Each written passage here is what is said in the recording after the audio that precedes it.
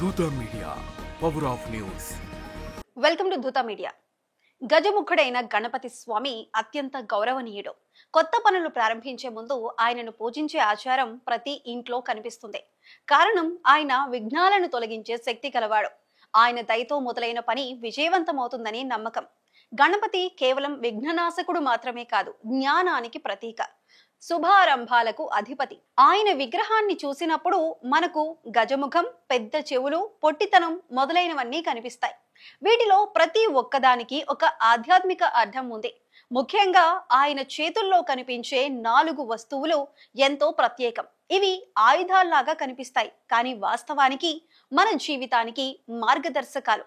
ఆ 4 వస్తువులు అంకుశం, పాశం, పరశు, మోదకం. ఇవి మనిషి జీవన ప్రయాణంలో ఎదురయ్యే అడ్డంకులను దాటేందుకు ఇచ్చిన సూచనలు. ముందుగా అంకుశం. మనుషులు ధనం, కీర్తి, భోగాల కోసం తప్పుదారులు ఎంచుకున్నప్పుడు నిజమైన ధర్మాన్ని మరిచిపోతారు. అప్పుడు గణపతి చేతిలో ఉన్న అంకుశంతో ధర్మ మార్గంలో నడిపిస్తాడు. అంకుశం అంటే ఏనుగును నడిపించే గోడ్. ఏనుగు ఎంత బలంగా ఉన్నా గోడ్తోనే అదుపులోకి వస్తుంది. మనిషి మనసు కూడా అంతే. అది నియంత్రణలో లేకపోతే మనిషిని నాశనం చేస్తుంది. గణపతి అంకుశంతో మన కోరికలను కట్టడి చేసి మనస్సును సరైన దారిలో నడిపిస్తాడు. మనసు అదుపులో ఉంటేనే శాంతి వస్తుంది. నియంత్రణలో లేని మనసు కల్లోలానికి కారణమవుతుంది. రెండోది పాశం. కలియుగంలో కలి ప్రభావం మనుషులపై ఎక్కువగా ఉంటుంది. ప్రపంచంలో అహంకారం పెరిగిపోతుంది. మనుషుల్లో దురాశ పెరిగిపోతుంది. కోపం, ఈర్ష్య, స్వార్థం మనుషుల మధ్య గొడవలకు కారణమవుతాయి. కుటుంబాలు చీలిపోతాయి. అప్పుడు గణపతి తన చేతిలో పాశాన్ని పట్టుకుంటాడు. పాశం అనేది తాడు లాంటిది. అది ఏదైనా కట్టేస్తుంది. గణపతి ఈ పాశంతో మనలోని చెడు గుణాలను బంధిస్తాడు. అహంకారం ఎంత పెద్దదైనా ఆయన కట్టేస్తాడు. దురాశ ఎంత గాఢమైనదైనా ఆయన ఆపేస్తాడు. కోపం ఎంత తీవ్రమైనా ఆయన నియంత్రణలోకి తెస్తాడు. ఇలా చెడు గుణాలను కట్టిపడేస్తే మనిషి వినమ్రత, దయ, శాంతి వైపు నడుస్తాడు. అహంకారంలో ఉన్నవాడు ఎప్పుడూ బంధనంలో ఉంటాడు. వినమ్రతే నిజమైన విముక్తి. గణపతి పాశం మనకు అదే బోధిస్తుంది. కలియుగంలో మనిషి తన సంపద, తన కుటుంబం, తన కీర్తి మీద మమకారం పెంచుకుంటాడు. అన్నీ శాశ్వతమని అనుకుంటాడు. ధర్మాన్ని మరిచిపోతాడు. అప్పుడు గణపతి పరశు పట్టుకుంటాడు.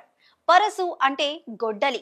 వృక్షాన్ని నరికినట్లే గణపతి మన మనసులోని మమకారాలను నరికేస్తాడు. మన జీవితాలను ధర్మ మార్గంలో నడిపిస్తాడు. మనిషి లోక బంధనాలను వదలకపోతే శాశ్వత సత్యాన్ని పొందలేడు. మనం పట్టుకుని ఉండే ఆస్తులు, పదవులు, సంబంధాలు ఇవన్నీ తాత్కాలికమే. వాటిని విడిచిపెట్టగలిగితేనే మన ఆత్మకు నిజమైన శాంతి లభిస్తుంది. మిగిలిన 3 వస్తువులు మనలోని చెడును తొలగించటానికి ఉపయోగపడతాయి.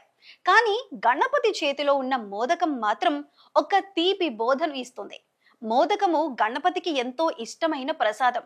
కానీ ఆ మోదకం కేవలం తీపి పదార్థం మాత్రమే కాదు, అది ఆధ్యాత్మిక ఆనందానికి ప్రతీక. భౌతిక సుఖాల వెంట పరిగెత్తే మనిషి ఎన్నో కష్టాలను అనుభవిస్తాడు. కర్మానుసారం ధర్మ మార్గాన్ని వీడకుండా కష్టాలను అనుభవించేవారు ఉన్నారు. అలా ధర్మ మార్గం వదలకుండా నిజాయితీని నిలబెట్టుకున్న వారికి గణపతే స్వయంగా మోదకాన్ని అందిస్తాడు. అది తీపి రుచి కన్నా గొప్పది. అది జ్ఞానానందం, ఆత్మ సంతృప్తి, శాంతి యొక్క సూచకం. ధర్మబద్ధంగా నడిచిన వారికి చివరికి తీపి ఫలితం తప్పక వస్తుంది. ఈ 4 గణపతి స్వామి ఎందుకు విఘ్ననాశకుడో మనకు స్పష్టంగా చెబుతాయి. అంకుశం ద్వారా మనసును నియంత్రించే శక్తి ఆయన చేతిలో ఉంది.